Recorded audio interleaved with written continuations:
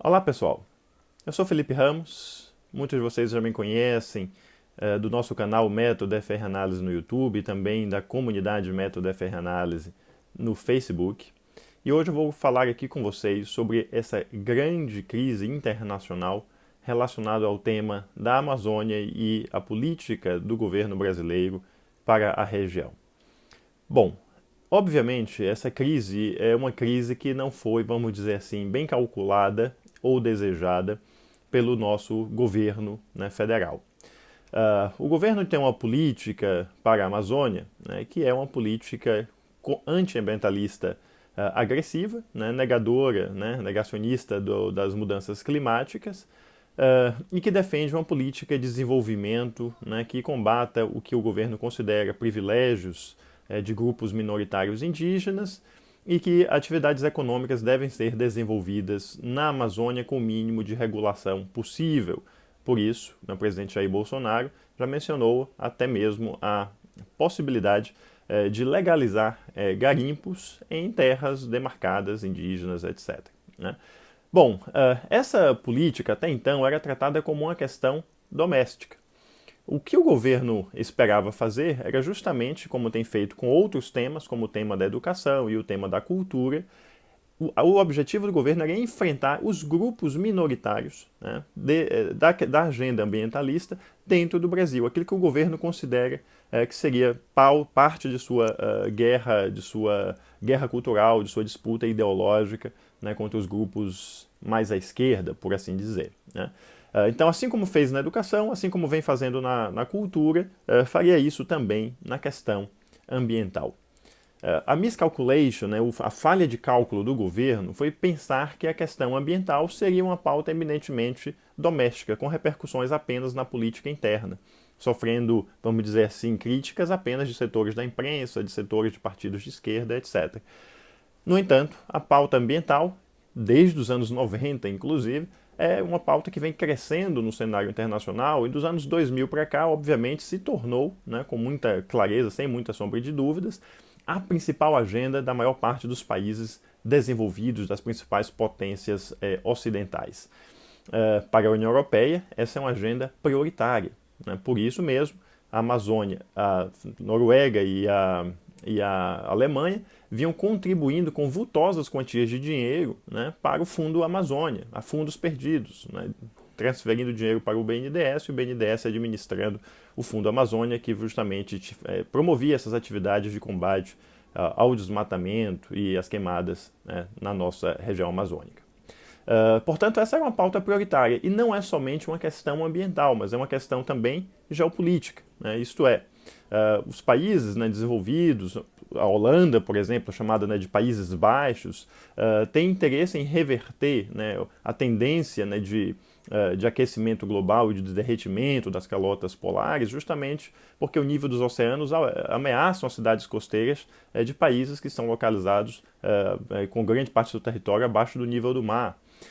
Portanto, há uma série de outras consequências, né, que a gente poderia discutir, mas não é o momento agora, que levam esses países a tratarem esse tema como prioritário. Portanto, estamos falando de potências do mundo ocidental e capitalista que colocaram a agenda ambiental há muito tempo, né, não por causa do governo Bolsonaro, há muito tempo, como tema prioritário. Portanto, a reação internacional foi muito maior do que o esperado, né, pelo governo Jair Bolsonaro e imediatamente o governo não soube como responder. A primeira reação do presidente Jair Bolsonaro foi de responder à crise internacional do mesmo modo como ele responde às crises domésticas, isto é, com um aumento, né, do conflito, né, via retórica, via discurso agressivo, e foi o que ele fez, por exemplo, com os presidentes aí, de países europeus, né, principalmente no caso do Emmanuel Macron, da França. Ora, isso levou a outros países europeus se colocarem justamente em solidariedade, né, ao Macron.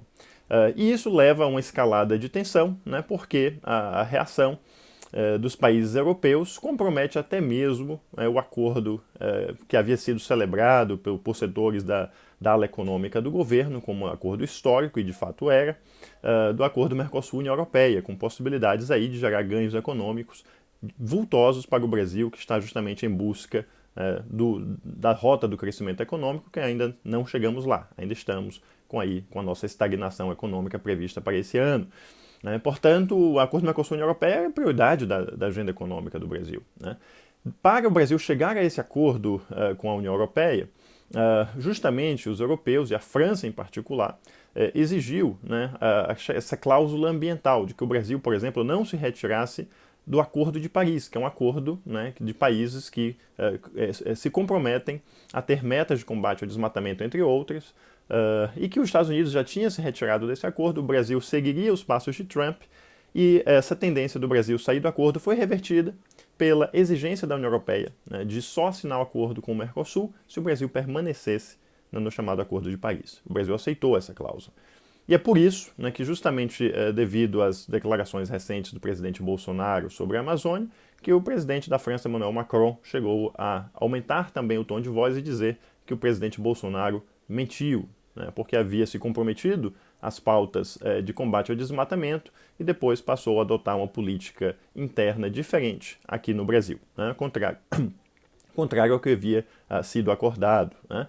Bom, essa escalada de tensões tem consequências práticas. Né? Nós já vimos, por exemplo, nas semanas anteriores, que a Alemanha e a Noruega haviam retirado 300 milhões de reais aí do Fundo Amazônia. E agora nós temos a possibilidade também, né, de simplesmente o acordo Mercosul-União Europeia ser engavetado e também já uma ameaça, né, de países europeus de suspender a compra de carne brasileira, o que alarma aí a nossa produção local de proteína animal.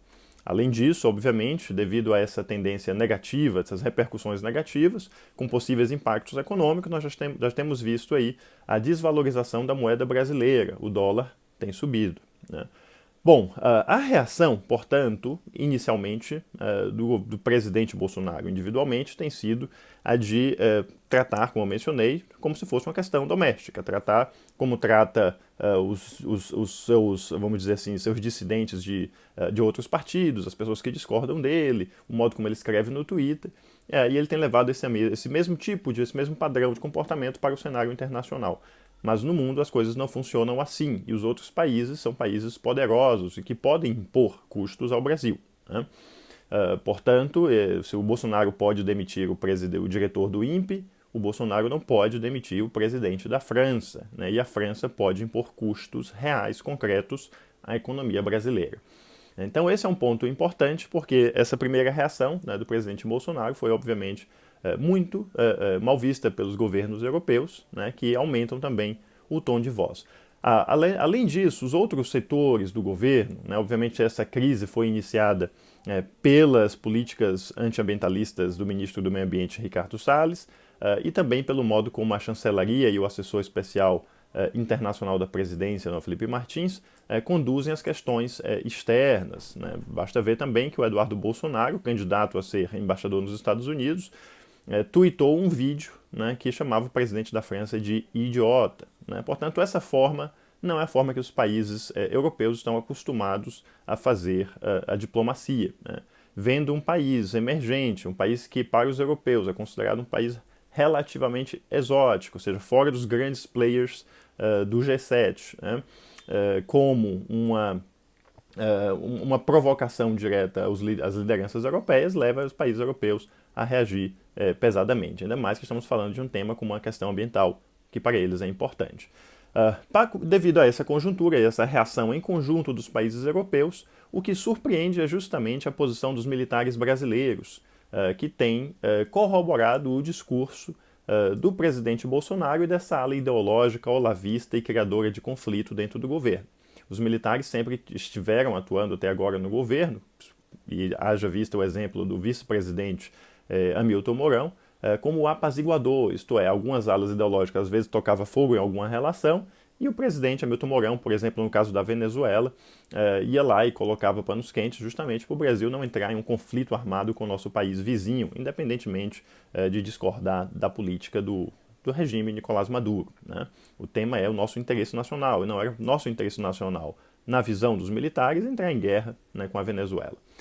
Portanto, os militares vinham atuando dessa maneira, né, justamente de apaziguar, né, os conflitos criados pela ala ideológica do governo. O que chama a atenção é que, justamente porque estamos falando de Amazônia, a Amazônia é, obviamente, desde o regime militar da década de 60, um tema, né, de preferência dos militares, né, de top priority dos militares, né, desenvolvimento da Amazônia, Transamazônica, Zona Franca de Manaus, etc. Então, os militares são muito nacionalistas no que diz respeito ao tema da Amazônia, né, que é o tema para eles de segurança nacional por excelência. Como eles viram essa reação? A crise é criada pela ala ideológica, né, do governo, a ala ideológica do meio antiambiental do Salles e a ala ideológica internacional do Felipe Martins e do Ernesto Araújo, foi corroborada pela retórica direta do presidente da República, e os militares acabaram ficando presos na reação europeia contra essas alas do governo brasileiro, e os militares acabaram se unindo a essas alas ideológicas. Esse é um ponto que eu quero chamar a atenção, que é um grande e grave problema e também um erro de cálculo estratégico dos militares. Por quê? Porque se a crise era completamente desnecessária, veja, nós estamos falando de uma crise que tem uma razão de ser, a crise é criada, essa crise diplomática é criada gratuitamente pelas alas ideológicas do governo.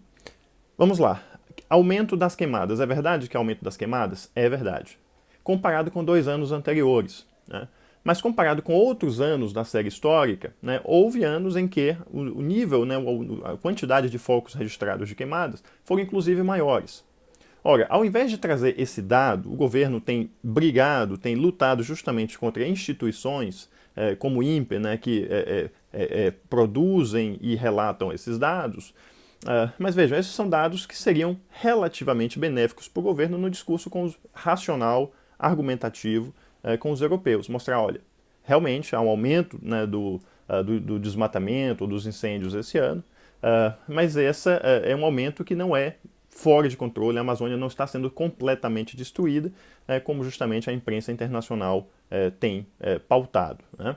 Ou seja, o governo poderia levar para um discurso racional, ao invés disso preferiu o embate retórico e diplomático com grandes potências europeias. Bom, isso leva a uma escalada da crise, né? Os militares ficam presos, como eu mencionei, no meio, né, dessa briga entre europeus e o governo brasileiro, né, representado direto pelo presidente. A oportunidade que eu menciono era justamente dos militares trazerem o debate, né, para a questão argumentativa, né, tanto com o governo brasileiro, né, o presidente e outros setores, a sociedade civil como um todo, os setores empresariais produtores de carne que estão aí alarmados com a possibilidade de sofrer um boicote europeu, e mesmo com seus pares europeus e até mesmo a ONU, né, que o secretário-geral da ONU, Antônio Guterres, também manifestou-se criticamente a esse aumento das queimadas. Portanto, os militares, a grande oportunidade dos militares era de mostrar que essa forma de fazer a diplomacia na base do grito, na base do Twitter, na base da retórica agressiva, não é necessariamente a representação do Brasil e que o Brasil não tem interesse em devastar a Amazônia, muito pelo contrário, é interesse nacional dos militares proteger e salvaguardar a Amazônia brasileira. Fazendo isso, os militares poderiam trabalhar nos bastidores para deslocar do poder essa ala ideológica que esta sim é uma grande ameaça nacional, porque criam crises, essa ala ideológica cria crises sem necessidades, cria crises como parte do seu modus operandi. Lembre-se que essa ala ideológica, né, que são os guiados pela filosofia do Olavo de Carvalho, diziam anteriormente que o Brasil iria se reaproximar do Ocidente capitalista e democrático e se afastar justamente das ditaduras comunistas, etc, etc, né? É uma crítica, por exemplo, até mesmo à China, que é nosso maior parceiro comercial. O que é que nós estamos vendo? Estamos vendo que o Brasil está se tornando um país isolado das principais potências ocidentais. Já tivemos críticas não somente do Macron, mas crítica da Merkel, da Alemanha, e agora acabei de ver também o Twitter do Boris Johnson, de direita, do Reino Unido, né? Portanto, o Brasil tem se tornado um país pária no cenário internacional. Não deveria ser assim.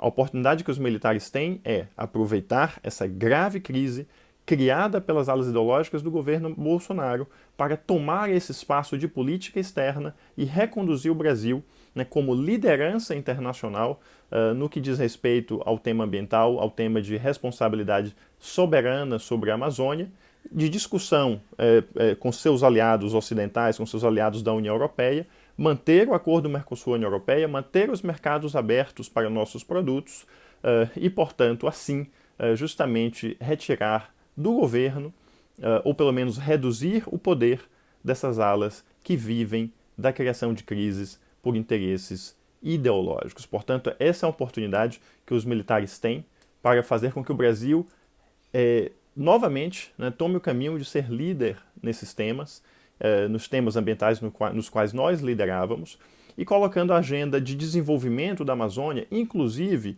a agenda do presidente Bolsonaro, de aumento da mineração, etc., como algo compatível, né, com o desenvolvimento social, ambiental, sustentável e sem crises maiores com os países, né, da União Europeia, que devem continuar sendo nossos aliados. Portanto, a principal ameaça iminente à nossa soberania nacional não vem, né, dos países que estão reagindo a essa mudança de postura do governo brasileiro em relação à Amazônia e também do discurso, da comunicação ruim e agressiva dessas alas ideológicas do governo, né?